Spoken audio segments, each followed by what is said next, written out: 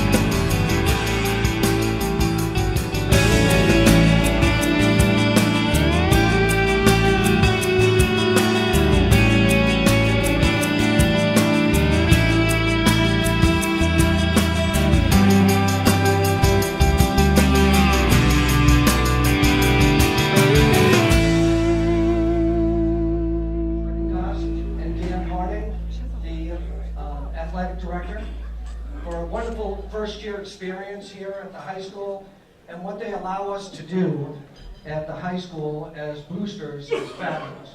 Oh, wow. So we're still feeling our way through this year and trying to come up with a plan on how to incorporate all the different sports and all the different coaches and try to integrate everyone into the program to make it better for your kids that have now graduated, the kids that are going to get turf field next year. What a fabulous thing that's going to be. And that changes the game for the boosters. It changes the program for Mr. Harding, who has to schedule all of the programs out there. So it's going to be exciting. I'm looking forward to it. All of us here have kids in sports. We've all been in sports, and we have this love-hate relationship with the refs, with the umpires, with the officials, with the judges. We've all been through it. Every single one of us, the athletes that are here, we've been through it. Coaches have been through it. You like them some days. You're ready to rip them to shreds on another day. You can't understand a call. You don't know if they know the rules. It's frustrating. And then there are other days, we put them on a pedestal and they're gods. We won the game. Home run. Extra basket at the buzzer. So we all know the ups and downs of it. Maybe about 10 years ago, I was administering a large gymnastics event. It was a national qualifier for a junior gymnast. We were up in Pennsylvania. And as the meet is progressing, there's roughly about 300 kids competing in the event. And in this particular region of the country, we would send about 100 kids to the national championships. No different than where your kids were when they were competing in the junior program in the country, in their various sports. So, as the end of the meet starts to wind down, I'm looking at the scores of these top 100 kids, roughly, to get into national championships, and I had already known what gymnasts had scratched certain events out of the 6 events for men's gymnastics. And I already knew that these gymnasts that had scratched an event couldn't possibly qualify to go to national championships without filling out an application as an exemption to get into championships. I knew this. I knew that there were several gymnasts that couldn't possibly be on this final list. The meet's over. I'm talking to the judges like I'm talking to you now and trying to figure out, okay, so how did things go? What was your feeling of the event? And what about, do we have anybody that's on the bubble? Anybody that could qualify for national championships, but maybe needs a 1/10 of a point here from maybe a ring judge or a floor judge? What can we justify that's fair to put this kid into national championships? As I'm looking down the list, I noticed that there's one gymnast that had a ring score and he did not compete rings. So I went over to the judge and I said, well, I did this quietly on the side, and I asked him, this kid did not compete rings in this event. How did he get a score? This kid is already qualified now on paper to go to national championships. This judge had made a decision on his own that This kid, I had seen him compete. I know what his score is. He plugged a score into his all-around routine score, and that ring score, which he did not compete on that day, qualified him for national championships. So this kid, could be your kid, he finishes the meet, they read his name off as qualified for national championships.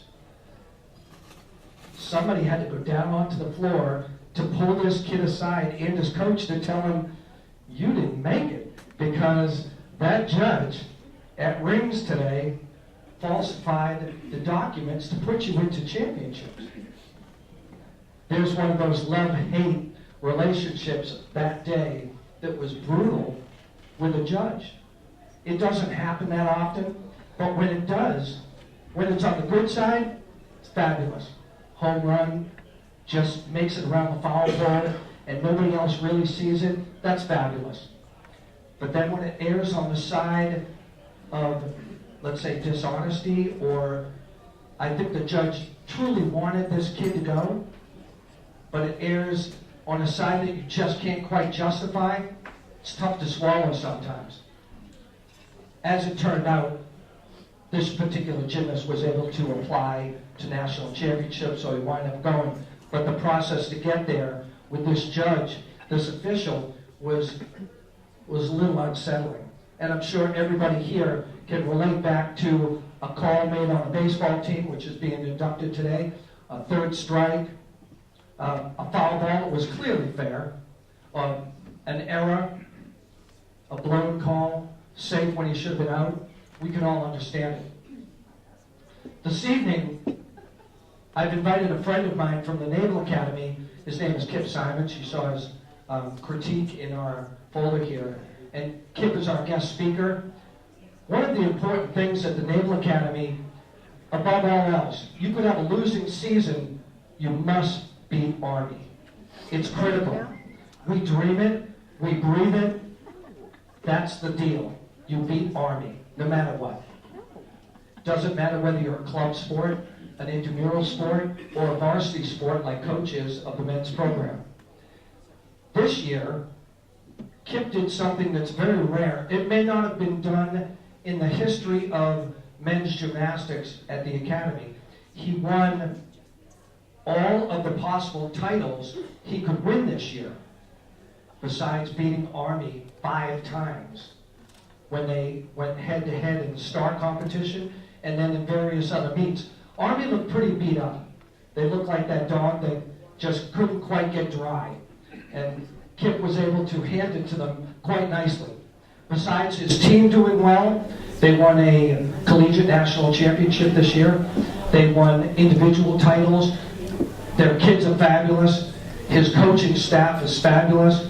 And he's got some experiences that all of us can relate to. So, I'd like to bring Kip up for a couple minutes for our conversation for tonight.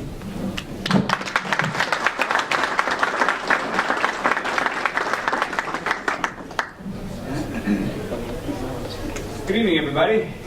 How are we doing? Fantastic. Doing all right? Good, good. Thank you to Jeff for the invite, and Kent Island on this special occasion here. Being inducted to the Hall of Fame is a big deal. So this evening is all about you guys and dedication and gals, dedication, hard work, passion, sacrifice on mom and dad's part. So again, congrats to all of the inductees for tonight's event. Just take a few moments to share my story. Basically, I won't be real long, so we can keep the focus on you all. But born and raised in Bloomsburg, Pennsylvania. Anybody know where Bloomsburg is? There we go. Bloomsburg Fair. Yeah, Bloomsburg University. So small little town up in northeastern Pennsylvania. I started gymnastics 6 years old. It's pretty common to be one of those kids climbing around, jumping off the bed, climbing on the couch, and a friend of the family had a local gymnastics gym. And so I got started, 6 years old, and I just loved it. It was just fun to be upside down and learn how to walk on your hands, and I'd get a tape measure out, and I'd start in the kitchen and make it 8 feet from the kitchen to the dining room, and then a couple weeks later I could go 12 feet into the living room, and I just had a blast with it. Tough sport growing up in northeastern Pennsylvania, doing gymnastics as a male. You know, it's certainly all about football and wrestling and everything else, but you know, again, this was my path, and you know, I was fortunate to find my passion early in life. And you know, I think as parents, that's one of the most important things that we try to expose our children. I've got a 10-year-old boy, and we spend a lot of time exposing them to different sports and music and everything to hopefully spark their interest and their passion. And I certainly found my passion early on in life in sport of gymnastics. I did some baseball along the way, but probably about 12, 13, I had to make that tough choice. And you know, I had a great time with baseball, but to me, being upside down and flipping was where it was at. The challenge was the gym in my hometown was pretty much an all-girls facility, and so there's a lot of parallels between men's and women's gymnastics at the young ages, from 6 through 10 or so. But at about 12, when I was ready to make this kind of leap to the next level, I had just finished watching the 1984 Olympic Games, and for those of you that may remember, the men's team won the gold medal out there in Los Angeles. Mitch Gaylord and Peter Vidmar and Tim Daggett and those guys. And as a 12-year-old, I mean, my eyes lit up, and I said, man, I want to do that someday. So now what? The nearest big gym, the good gym, was 90 miles away.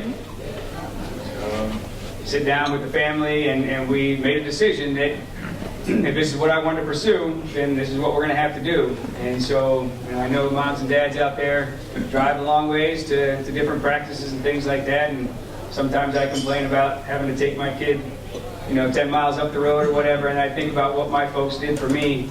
Literally 90 miles to get to practice, train for about 3 hours, and then 90 miles back home. So I would typically sleep on the way down to the gym, downtown Pennsylvania, and make sure I was rested up for practice, train for the 3 hours, and then on the way home, kind of had the flashlight like this, and I would do my homework, in the car, get my homework done on the way home. But again, when it's something that you're passionate about and something that you really want, those are sacrifices you make. And for me, it was my opportunity to get an education. And as a young kid growing up, I did this 6 days a week all the way throughout my high school career and for an education. And I was fortunate to get a call from several different universities, but I ended up choosing a scholarship to the Ohio State University. Any Buckeyes out there? No Buckeyes. So went on and had a pretty successful career at Ohio State. Big Ten Freshman of the Year, and won the Nissen Award, which is basically like the Heisman equivalent in gymnastics. So my senior year, had an opportunity to win that, and finished in '94. And I thought, boy, those Olympic Games that I kind of had my eye on. '92 was the year that I thought was going to be it, and then I got to Ohio State and discovered some other things besides training and school, and had some fun, and realized '92 kind of came and went, and I didn't even make the trials, which was like the top 18. So, in life, you're not always going to achieve your goals, right? So you have to go back to the drawing board and draft up a new plan. And so I just kind of shifted things and shifted to '96, and I thought, I got 2 years. If I commit to this and I give it everything I have, we'll see what happens. And I think a lot of times that fear of failure is a big deal, and people are afraid to put their goals out there and let them be known, what you're up to, because you'd rather not necessarily expose yourself that way, because what if it doesn't happen? And but I committed to it and made a couple world championship teams in '94 and '95, and then went up to the trials in Boston. And you had to be on that day, so you had to be one of the top 7 in the country that weekend. So when I left Columbus to go up to Boston in the Fleet Center there for the trials, I didn't know if I was coming back on Sunday night after the meet was over, or if we were going to go right down to a training camp to get ready for the Olympic Games. And so things went well, and ended up making that Olympic team, and always had visions of being able to be in some far off place, and if I make the Olympic team, I want to go to Australia or somewhere neat, and I got Atlanta, Georgia. It was, but at the end of the day, it was incredible to have the support of being in the Georgia Dome there, 40,000 people, chanting USA, USA. You got a big old flag on your chest, and it was an amazing experience. And so there's no professional career in gymnastics. There's no big multi-million-dollar contracts that I had. I was done. At the age of 23, I had achieved my lifelong dream of competing in the Olympics. And so you have to kind of shift gears. It was either circus relay, or I don't necessarily want to do that either. So I got into coaching and started my coaching career out at Berkeley. Taught for 5 years as the assistant coach at Cal Berkeley. Go Bears. Yeah. Golden Bear. Go Bears. Yeah, there we go. I got a bear on my porch. But then was fortunate to get the head coaching position at the Air Force Academy. And so I did 10 years as the head coach out at the Air Force Academy. And then the opportunity opened here at the Naval Academy. And so I've been back here for 4 years. Nice opportunity to get back closer to family and things like that. It's a dream come true job for me. I get about 20 hours a week with these guys. There's, again, no professional big multi-million-dollar contracts waiting for these guys at the end of graduation, but we use gymnastics kind of as the conduit to shape and mold these leaders of character. The reason we have athletics at the Naval Academy is because games and competitions are the closest thing to battle without actually going to battle. Okay, you're going to have to rely on your teammates. You're going to have to rely on your preparation. You're going to have to be able to adapt and overcome, as soon as the first play begins, because we all know the playbook kind of goes out the window, on day one. So that's what it's all about. And we work hard to mentor and develop leaders of character, and it's something that I take very seriously. As you all go out, those of you that are being inducted tonight, I just encourage you guys. You guys are natural leaders, okay? And so you've got a skill set that's very valuable. Use that skill set to go out and lead within your communities, and certainly use that skill set that you've developed over the years through sport to give back to your community, so the next generation, of athletes have the ability to, kind of have the experiences that you all have had. So again, on that note, thank you very much. Congrats for being inducted to the Hall of Fame, and all the best.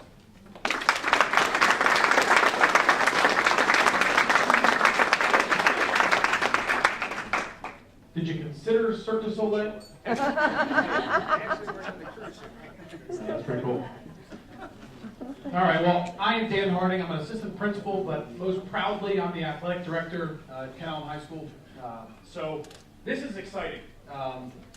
It's a little nerve-wracking when you're putting some stuff together, and we have a great kind of crew that's done this.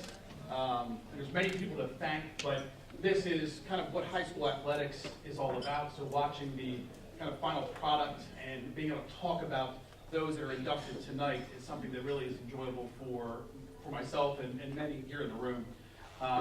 So what I'm going to do is I'm going to walk us through kind of the night.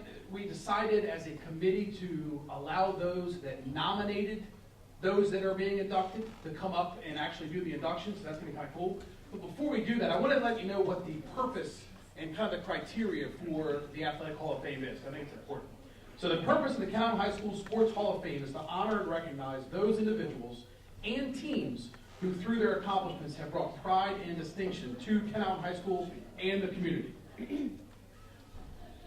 The qualifications are pretty rigorous. You have participated in Cal High School athletics, received a varsity letter, and received all shore, all conference, all district, all sectional, all state honors, and have graduated for a minimum of 5 years. So you've been out of Cal High School for at least 5 years. Also, coaches who coached at Cal High School for at least 5 years are then eligible 5 years after they stop coaching for Cal. You can be nominated and inducted in the Hall of Fame if you have given great service to the Cal High School athletic program. And any individual that wins a individual state championship is automatically nominated 5 years after graduation. So that's kind of the starting point. And then for those of us that are on the committee, it's a very difficult process because you end up dealing with a lot of nominations and all of them are great. And then you got to find the class of, in this case, 2019. So it's tough. But this year we are honored to be inducting 6 well-deserving individuals and, for the first time, an entire team, which is great. So, without further ado, I'm going to bring up our first individual who's going to induct our first class of 2019. In this case, if Mr. Rick Tubman would come on up, I'd appreciate it. I turned the picture off. I'll just stand right here. All right, before I even get started, I'm going to call this young lady to stand up here why I introduced her this evening. So, Kristin, come on up here.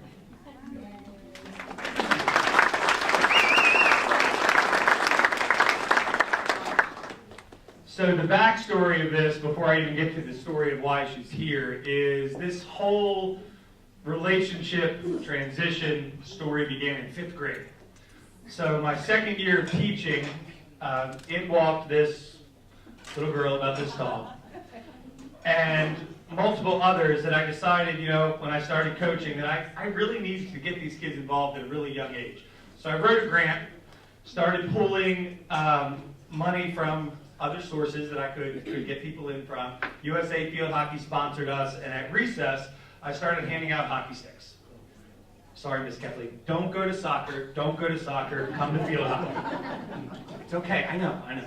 So that's what it was back then. And one of those people that got that stick in my class in 5th grade was Kristin Willie.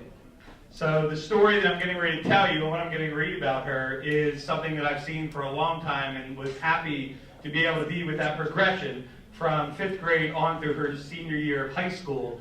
And luckily enough, her college coach responded to my email yesterday, and I've got some words from her to read tonight as well.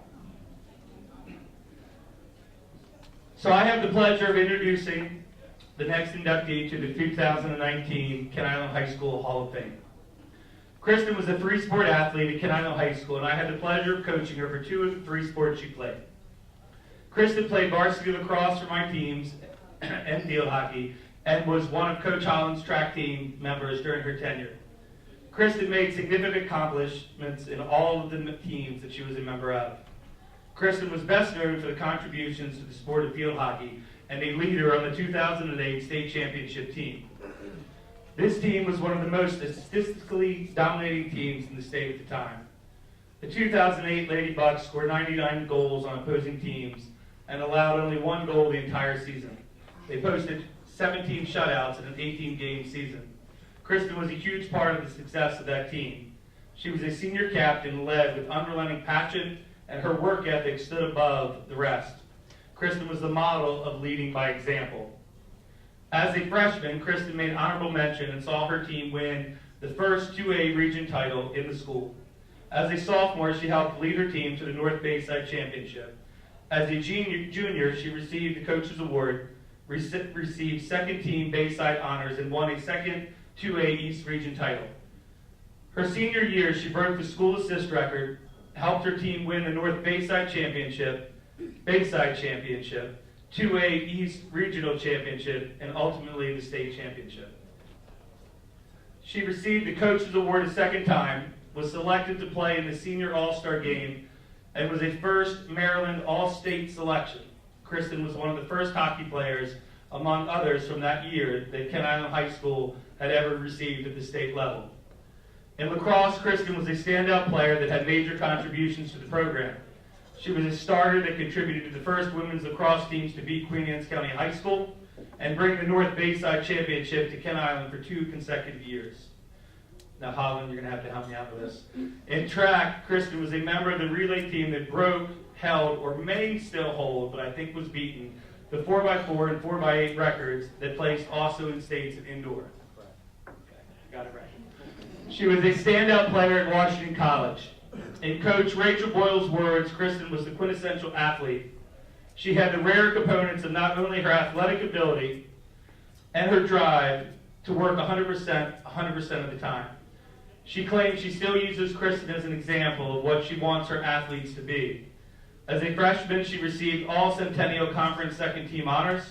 As a junior, she was a team captain, received honorable mention in the conference. As a senior, she was a captain that was voted MVP, led the team in goals, finished second in overall points, received all Centennial first team honors, All-South Regional First Team honors, and played in the NFHFCA Division III All-Star Game.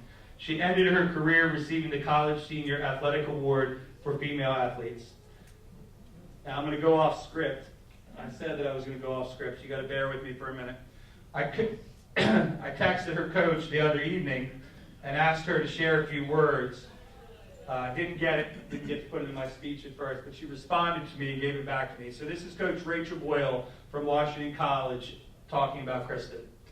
When I reflect on my time coaching at Washington College, I fondly remember so many aspects of Kristin, as a player, as a student, as a person. Kristin was the quintessential athlete, a player with the desire to work harder than anyone with the talent to match. There wasn't a single day that passed by that she didn't bring her very best, every practice, every game, every moment that she had. What a gift she was to our program, to our school, and to me. Kristin is the type of player, person that a coach dreams of coaching. We called her Will, because quite honestly, that was the best thing that described her at every single level. Reflecting back, what separated Willie wasn't just about what she could do on the field. It was Kristin's humbling personality, incredible ability, spirit to lead from a level-headed perspective that she displayed throughout her actions. She modeled the absolute best on the field, in the classroom, and in any interaction she had with others. Kristin, you are so deserving of this honor. You have made an everlasting impression on the sport and the people that were fortunate enough to call themselves your teammates and coaches. With great admiration, I congratulate you on your achievement and wish you the best.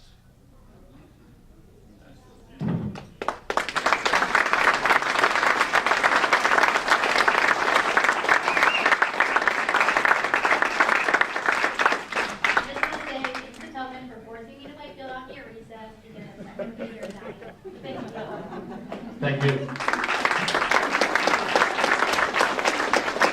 So something I didn't mention, but I think it's worth mentioning, is what happens after tonight is a plaque with a lot of the accomplishments from the individuals will be hung in our Athletic Hall of Fame, which is really right by our gymnasium on a wall that we created last year. And each inductee receives a plaque that's a smaller version, but a duplicate of what hangs at Ken Island High School. So that's what they received tonight. With that being said, if I now could have Brian Sopanowski come up for our next inductee.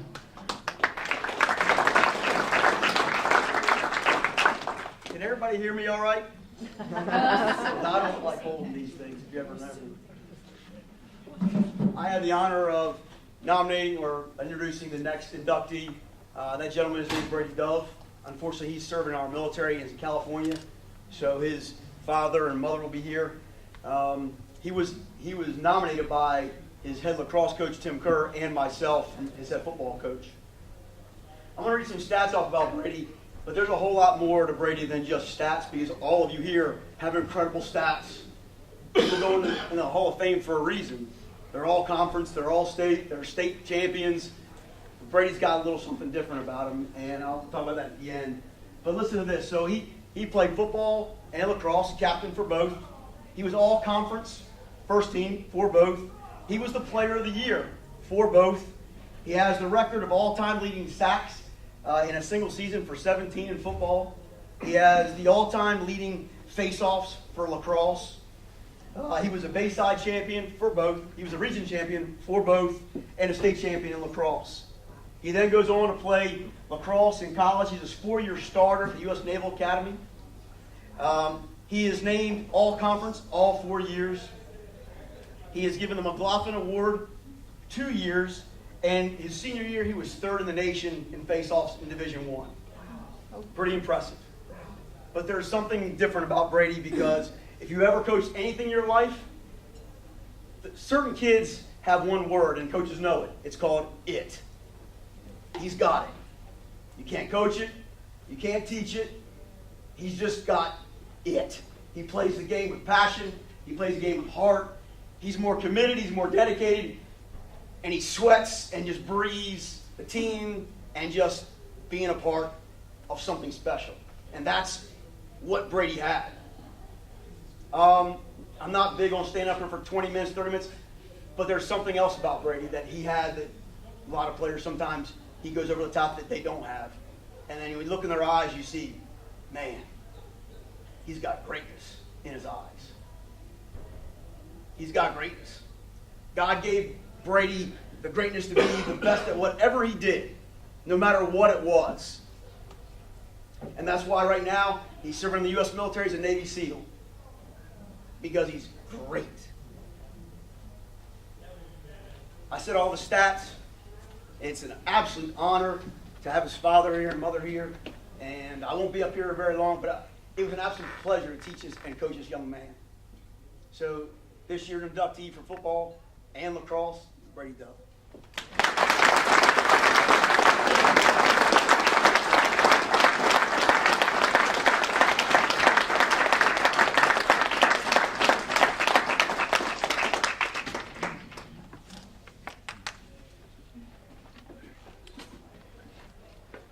Our next speaker, Mr. Justin Holland. Yeah, I can talk loud, but I don't need to.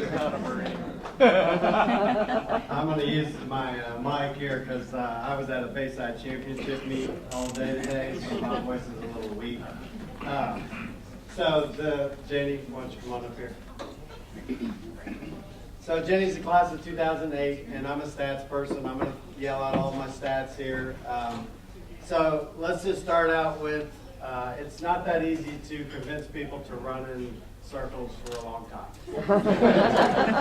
I've been doing it for 20 years now. Well, anyway, it's a lot easier when I get people that are a little crazy enough to just keep turning left and we're good.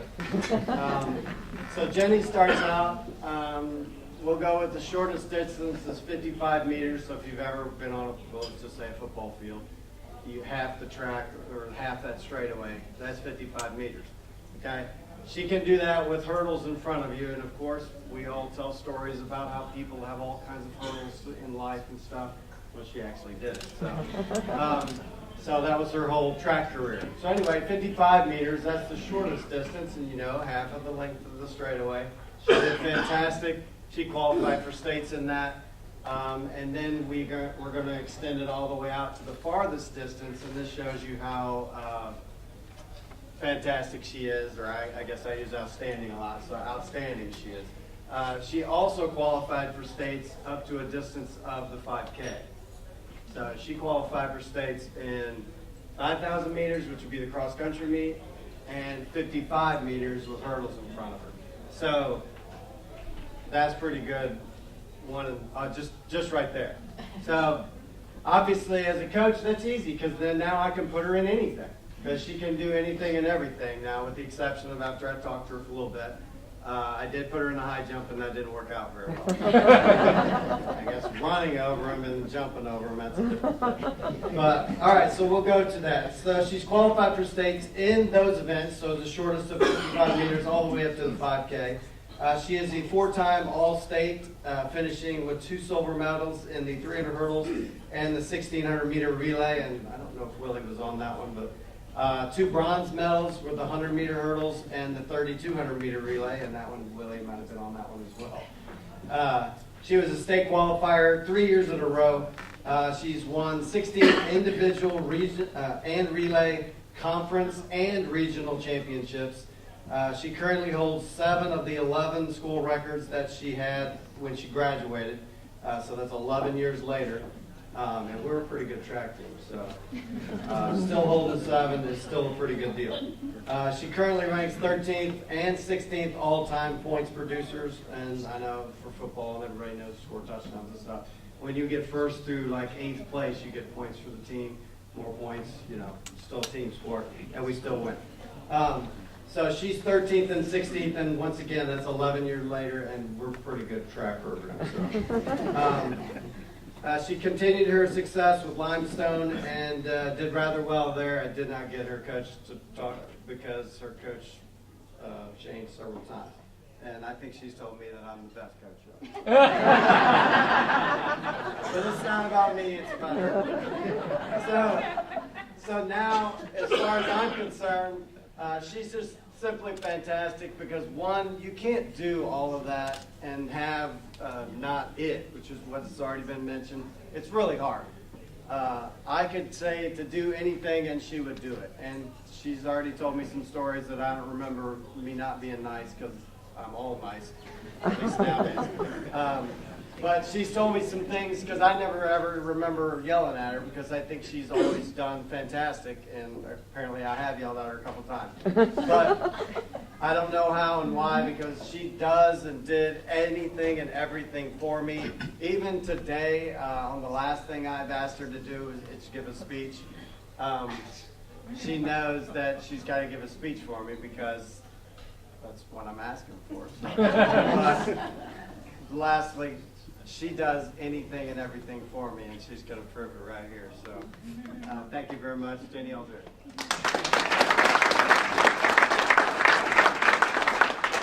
Thank you.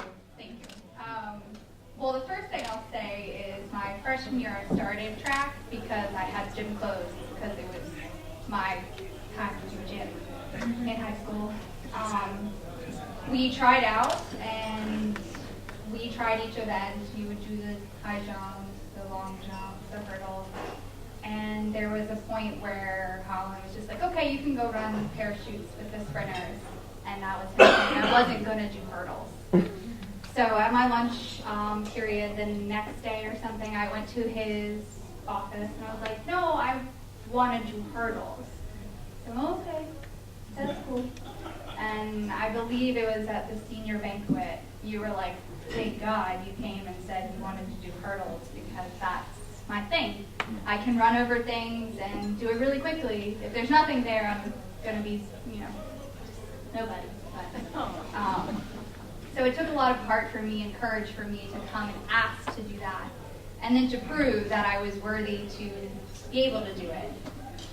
Being an athlete for Ken Island was something that taught me the heart of a sport, how to have integrity, and how to be more than an athlete. I gained leadership skills and the ability to really understand what hard work is. And I thank every person that has ever been a part of my Ken Island High School experience, from Holland to Soph as a teacher and to any other teachers that are out there that were a part of my experience, and I'm forever grateful.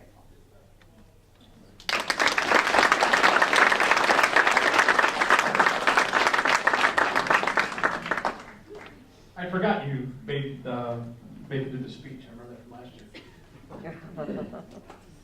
So if I would have known that Rick was going to give up a lifelong secret to our next presenter, Linda Kepley, I would have had to go back to back just to watch that. So, Ms. Kepley, if you'll come up.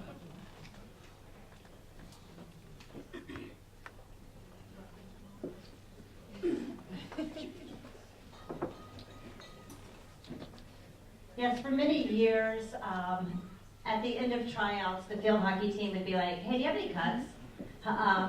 And they would literally take our cuts. But now I see he was trying to steal them before they even got there. Absolutely. But I will say the field hockey program from Rick Tubman on has been absolutely fantastic, and we do not give any cuts to them anymore. Actually, they are a fabulous team, and the girls that come out definitely are there for field hockey. So, I do. awesome. Yours is bigger. So, I coached Ken Island High School soccer for a number of years, and Ashley Crossman was one of my athletes. So, I'm just going to read what I wrote instead of trying to wing it.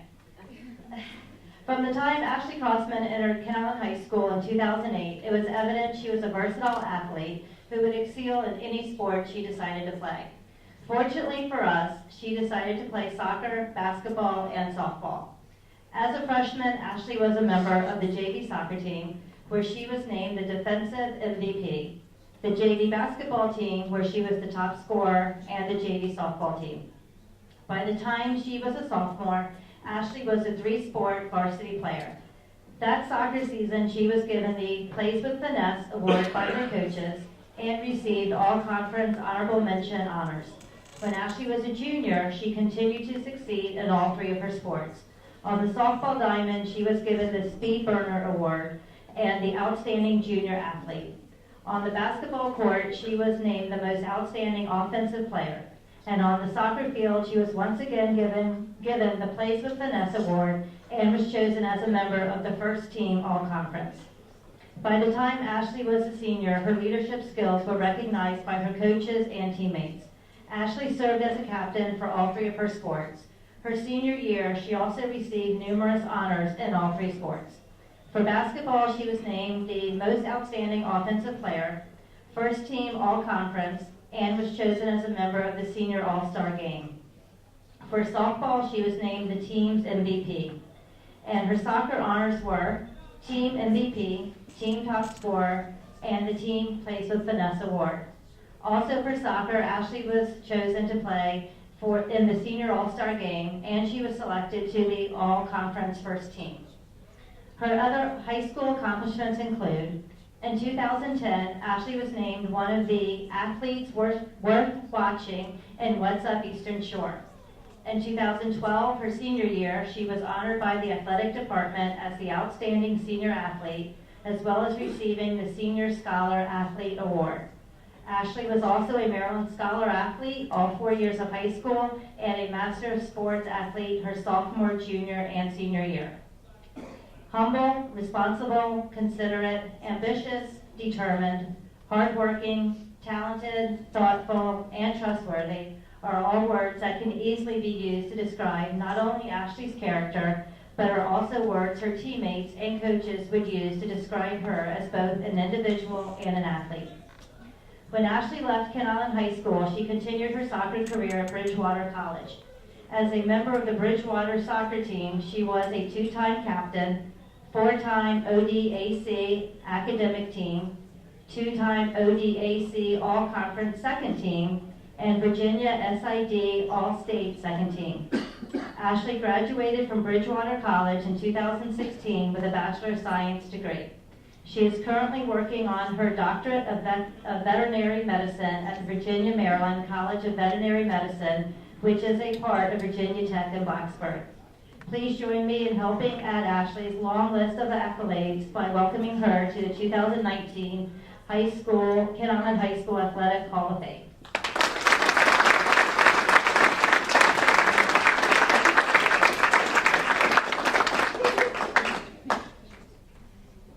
Thank you.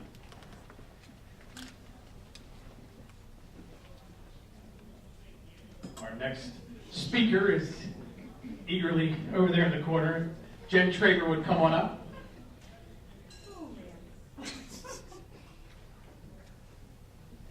I'm not going to tell you that I secretly told him to make the camera malfunction. No, not a bad idea. It's not going to happen. I hated that, so we're good. I was so going to say no microphone for me, so I'm not stealing your thunder. No, I think I'm loud, right? Right? Can you all hear me? My husband tells me all the time I'm too loud, so. Okay, so unfortunately, Wade Boarman nor his family could be here to receive his award tonight, but I do want to talk about him. And I want to start by saying, I'm going off script already, that swimming's, let's say, behind the times in the state. So we didn't even have a state meet until 2008.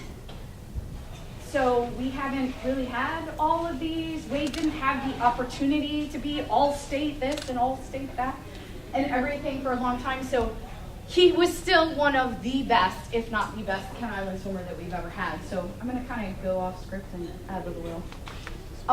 So he was on the team for all 4 years and had the unfortunateness to follow in his brother's footsteps, Ray Boarman, a great swimmer for Kent Island. Wade came in as a freshman and we were like, yay, another Boarman. This is going to be great. And Wade very quickly proved that he was a very talented swimmer and was not going to be left behind in Ray's shadow at all. He was going to make a mark for himself. He is by far the most decorated swimmer that we've had in our 20 years because, yes, we have had a team for 20 years. So a little bit of statistics for him. He, before we had a state meet, we had what we called the Eastern Shore Championship that Kent Island did very well in for many years. We have a few trophies sitting in my back room for second and third place, and he was part of that second place team in 2006. And he was certainly a big asset to the team.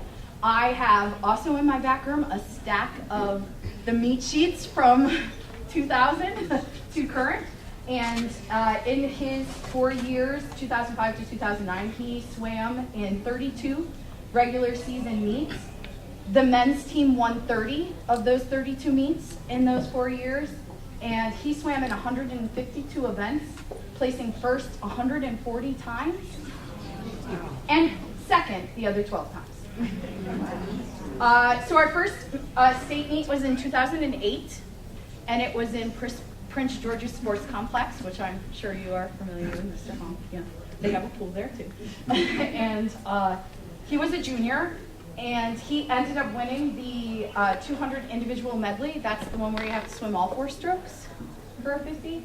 And he also won that year the 100 free. He ended up setting the state record, obviously, this first time, right?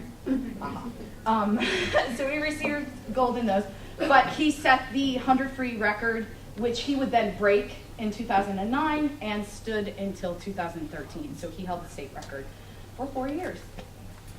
In his senior year, he also got gold in the 50 freestyle, which is our short distance in swimming. And he did that in 21:45, a number I will never forget. I can picture it like my wedding day. It was so perfect. Everyone looked up at the scoreboard. We were all shocked. The officials were like, oh my gosh, I can't believe what we just saw. Like, this is extremely, a 21:45 is extremely fast. I actually hugged him, and if you know me, I don't hug anybody. It is the one and only time in my 20 years of coaching that I have ever hugged an athlete. I mean, they're not wearing clothes and everything, so. Anyway, so it was very exciting. Coaches came up to me, and I'm like, it's not me, it's him. He's so naturally talented. All I do is let him do his thing. He made it a goal his senior year to hold every record for us, and he accomplished that goal. And he actually had the state record for the 50 freestyle as well until 2013. So he held every record in every event, and that includes relay events, so he was a good team member. He was very encouraging to his team members. He was very supportive of his team members. Unfortunately, we didn't win a regional meet until 2012, and he graduated in 2009. But anyway, he was very supportive of all of his team members, highly encouraging every year. He still holds 5 records for the team. So he has definitely set the bar for all of us. In fact, a lot of our guys are always like, man, I need to break Wade's record. That's like a theme that we have on the team. But nobody can be as good as Wade, right? Anyway, he went on to Towson University. He did swim for Towson University. Big school, we're little school, big pond, right?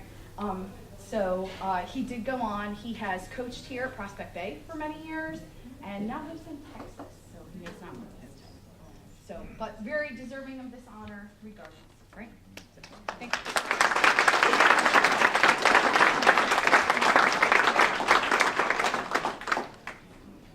Thank you. You're welcome. I knew someone was going to do that. All right, at this time, I can have Allie Shepard come on up for our final individual inductee of the evening.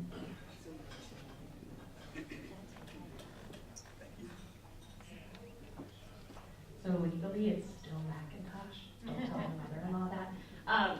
Rick, come up here, since everyone else had to awkwardly stand. It's Rick now? Yeah. We're on that level. I know. Forgive me, everybody else who spoke is teachers that are used to talking in front of people. I just have a loud mouth. That doesn't constitute me being good at talking in front of people. But it's my great honor to present the next inductee of Ken Island Hall of Fame, Coach Rick Tubman. Spanning the years of 2000 to 2009, Rick Tubman led countless female athletes as head coach of not just one varsity program, but 3, varsity field hockey, basketball, and lacrosse. Beginning in 2000, Tubman took the reins of the head field hockey program and proceeded to build the program from a sub-500 record to a consistent competitor in the Bayside region and eventually state playoffs. Under his instruction, the field hockey program earned their first ever titles as North Bayside champions in 2006 and then again in 2007 and 2008. first ever Bayside title in 2008, first ever regional title in 2006, and then again in 2007 and 8, and most importantly, a state championship title in 2008. In his last year at the helm, the 2008 team went undefeated during regular season, through playoffs into the state championship, where they won their first state title the program has received to date. The 2008 team ended with an 18-0-1 record, scoring 99 goals and only allowing 1. When the fall came to an end, Coach moved inside to the basketball coach to lead the Lady Bucks varsity basketball program. Similarly to the field hockey program, Rick turned around a program that was not previously a contender in the Bayside to a fierce competitor. During his time as head coach, the Lady Bucks earned their first ever North Bayside title and Bayside title. Rounding out the school year in the spring, Tubman led the women's lacrosse program from 2005 to 2009. Like his other two programs, the lacrosse team excelled with a dominating record in the Bayside Conference with 3 straight North Bayside titles and advancing further into the state playoffs than ever before. His accomplishments on the field have been seen and acknowledged by fellow coaches and peers who voted him 2-time Coach of the Year for field hockey and 2008's Queen Anne's County Coach of the Year. Numerous individual players he coached broke records, earned Bayside, region, and state recognitions for their exemplary athletic abilities. Many players in all 3 sports continue to represent him at the collegiate level at D1, D2, D3 schools, earning collegiate titles and accolades. It is a testament to his coaching and leadership at Conley High School that 3 of his players, Melissa Osborne, Jen Cosgrove, myself, and now Kristin Willie, have all been inducted into the Hall of Fame. Speaking on behalf of all the young female athletes that Tubman has coached, all the titles won, records broken, all pale in comparison to the determination, unity, and pride instilled in every program he was a part of. Rick Tubman did not only make his players better athletes, but better people. He helped to ingrain values and student athletes were able to use on the field, but then were able to take with them to succeed in everyday life. I cannot think of a better person to represent Kanawha High School in the Hall of Fame.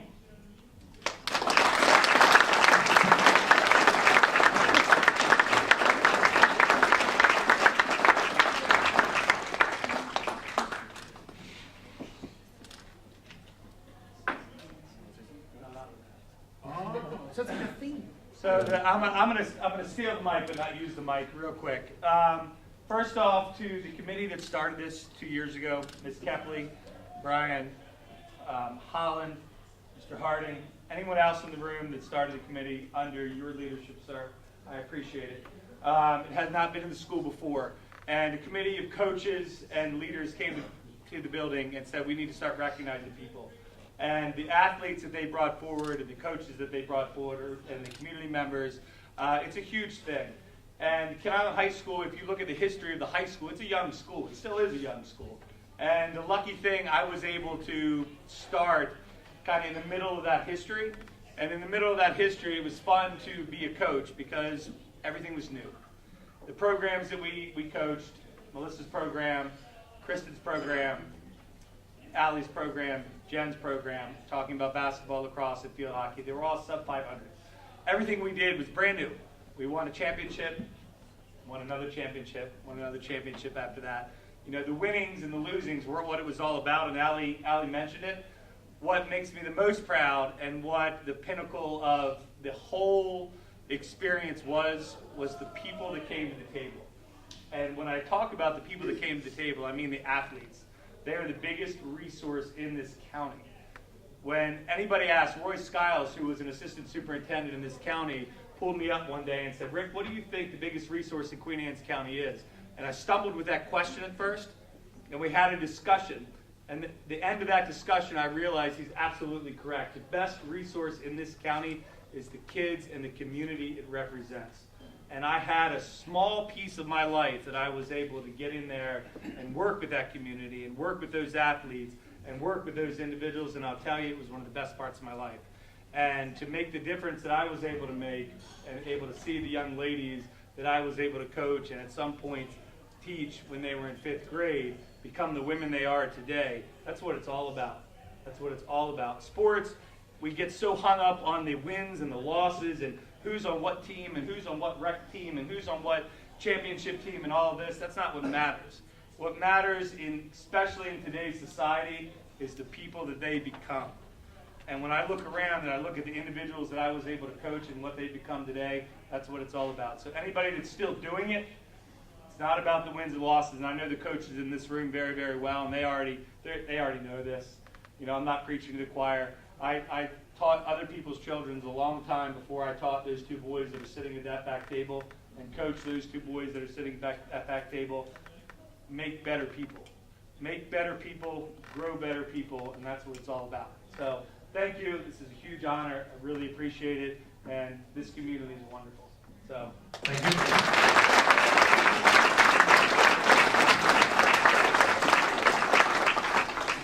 So for our last induction of the evening, I'd like to call up, before I begin talking about it, Coach Pizek, Coach Thiel, Coach Farrell, and Coach Barletta. If you'll join me up here.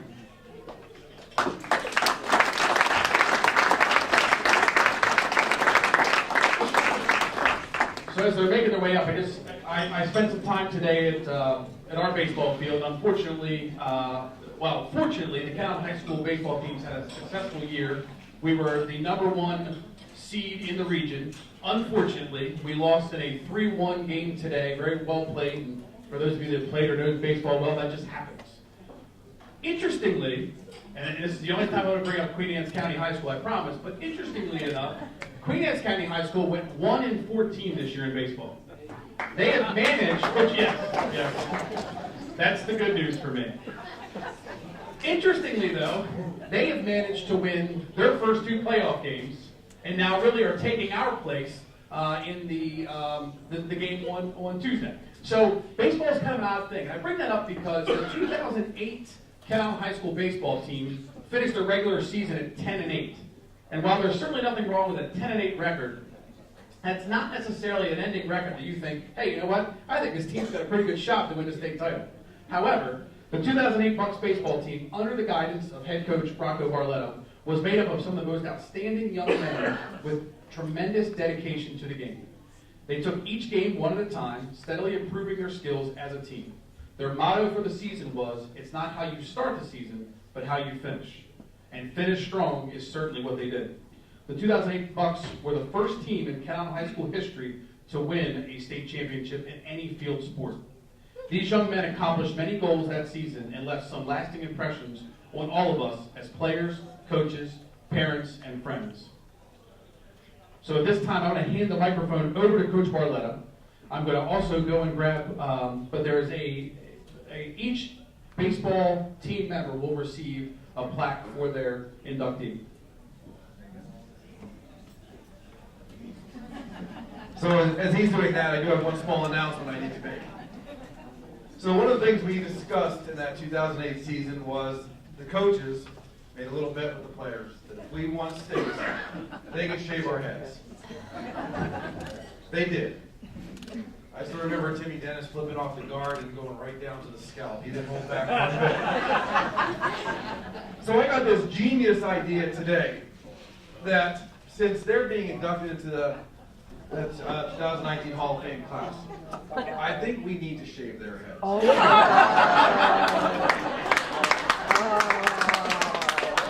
Now there is one player that I'm looking at right now, and he's hiding. Danny Sloan. We'll have to get them afterwards. Thank you, sir. Any takers come up first? Timmy?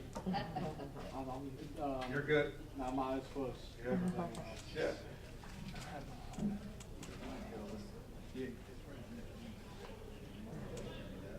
I got glasses, Rocco. You want my glasses? I got the reader. All right, let's go. I'm going to try and read this. This font is like 8. It might be 6. All right, we're going to go right off the list. First one, Joey Kirby.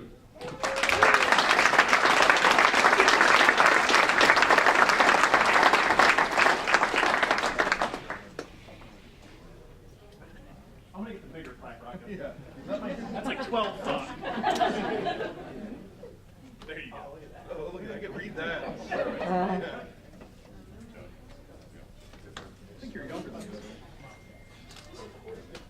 All right, unfortunately, Corey could not be here, but I believe his parents are here, so we're going to call them up. Corey Kirby.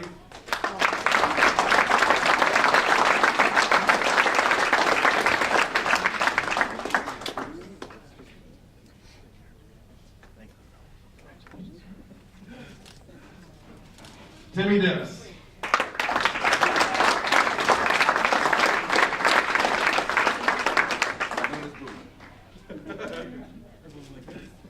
That's Bowie. That's what we called him. I don't think I really knew your name until like. That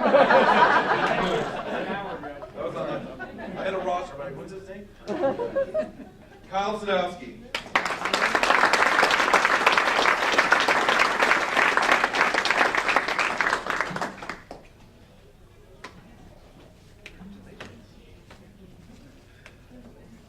Devin Gardner.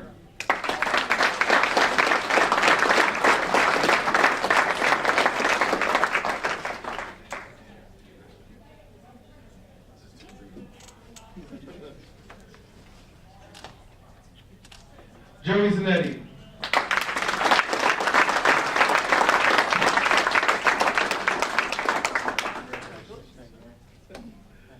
Danny Sloan.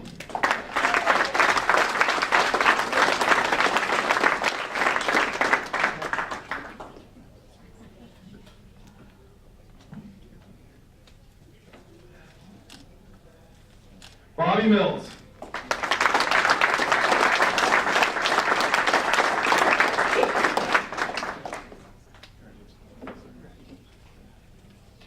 Chris Merchek.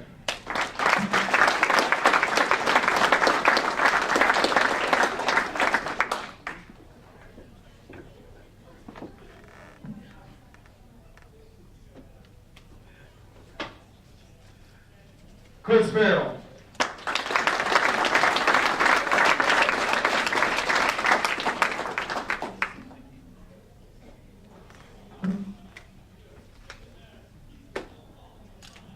Link Sweeney.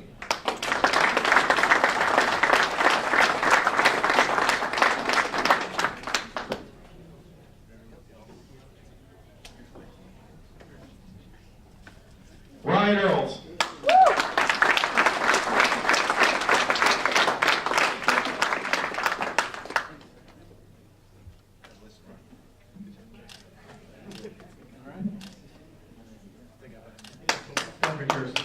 You get the one you can't read.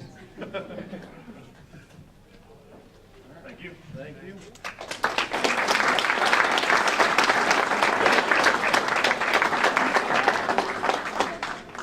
So just real quickly, I'd like to thank everyone for coming out. As I said before, this is one of, if not the most kind of exciting and fun night for me. It's relatively new in my career, but it's been great. It's a very proud moment for the athletic department to be able to put on an event like this. So thank you, have a good night, and drive safe.